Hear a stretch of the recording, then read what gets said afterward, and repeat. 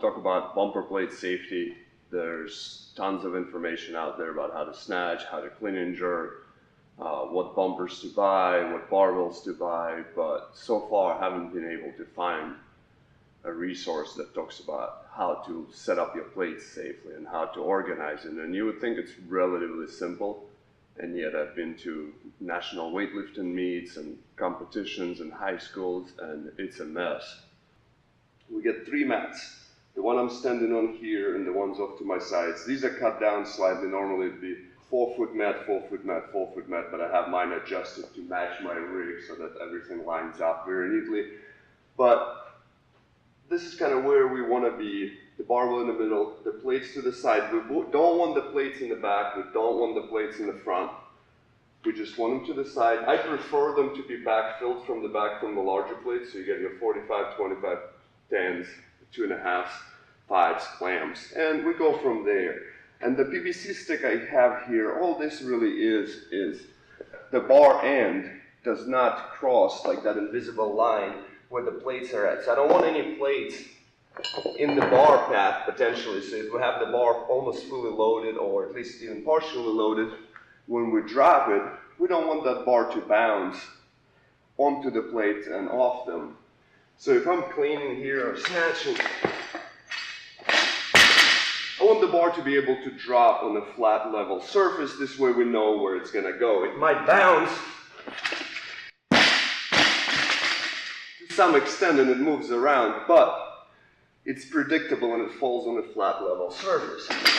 If you start laying plates forward in a sloppy fashion, like especially here, or especially in the back, if we were to snatch the bar,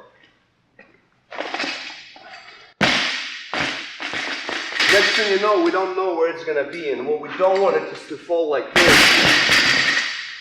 We'll be careful here. And then it'll bounce straight into my shin back. And it's not rather pleasant. I'm clumsy, and I've hit myself into the shin with a hammer before, and it's not a pleasant feeling. The barbell feels exactly the same way because I've done that as well. We'd rather avoid that. But worse than that, what we don't want is for the bar somehow to bounce and run away from you, especially let's say you had that plate nearby and closed, and you somehow dump it and it runs away, and you have somebody in front of you just shoots towards them and takes somebody's Achilles out and then with it, and everybody has a bad time, and that's not really what we're trying to get here. So, and in the back, the same thing. If the bar falls behind you or anything like that, we don't want that bar to be stopped, because if we fall and then the bar is falling, we want the bar to roll away from us, not be stopped by it. So we could technically, so if I have a rig here, then you can do and move the weights way far back and lift miles away or to the side. But I'm trying to talk about organized class. So if I have 15 people here in the class and I have exactly 15 platforms in the main area, plus a couple more, I'm not going to go and start setting up like it's a football field with 10 people in it or something like that. So we're talking about general kind of efficient position. If it's just one person, do what you want.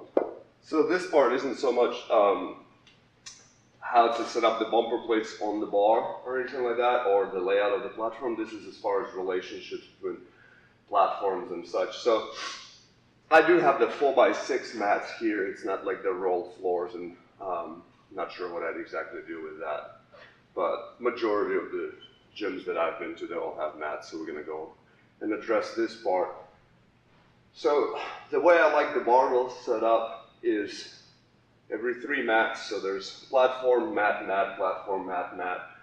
And then in between them, I like a mat. So we can technically set up an extra one right there, and we do if we have a large class and we're just warming up. But once it comes time to lifting, we do not lift in between. I do not feel that this is a seriously safe kind of position. It's too close. If I was here with the bar, somebody here and here, it'll end up kind of being a barbell meat sandwich, and it's not what we really want. So this is how I prefer it, is offset by an extra mat in between. A 4-footer might be okay, so if these were turned and a little bit narrower, but this is the offset that I prefer. And so far it's been very safe and comfortable over the years to where we can lift heavy and it's no problems ever have arisen, or arose, whatever you say exactly in English. And the same thing applies to if you ever go to a competition or anything like that. You know, be careful, space it out, or you're working out somewhere, dropping in, or it's your gym. I feel that safety is one of those things where it's up to whoever is in charge to organize it and to put people in safe positions. But at the same time, if I was to do a mud run and they tell me it's like, hey, we're gonna climb this fence and it's all full of, you know, razor or barbed wire, and I'd be like, yeah, I don't think I want a free tetanus, you know, with this cow patty field and kind of an infection and whatnot. And it's, you know, it's one thing if you're trying to be a Navy SEAL and so forth, but if you're just a normal human being trying to work out, and if you put yourself in an uncomfortable, unsafe position, it's one thing to push hard and work out hard, the other thing is to get a barbell dropped on your head type thing, and it's not something that like we'll look forward to. Take some responsibility upon yourself to lay out stuff properly and be safe and be aware of your surroundings, because we don't want accidents, we don't want, you know, unpleasant surprises, and hopefully we all want to live happy long lives to a certain extent.